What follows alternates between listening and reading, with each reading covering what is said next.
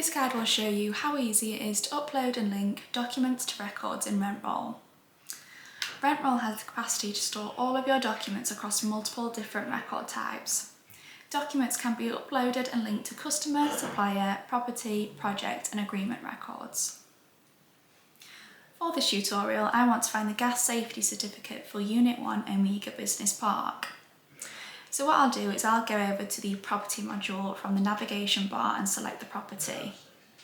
Once inside the property record, I'll select the Documents tab.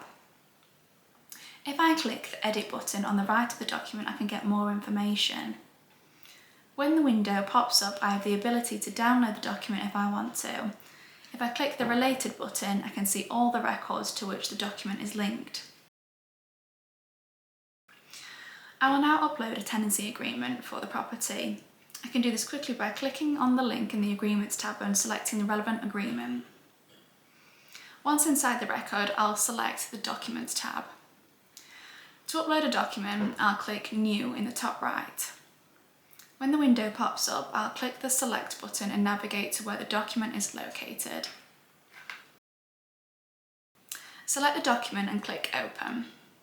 You can add comments to the documents here. I want to create more links for this document, so I'll click the Related button. As the document was uploaded in the agreement, that link was automatically created. However, I will also add the property to which the agreement is related to and the tenant whose agreement it is.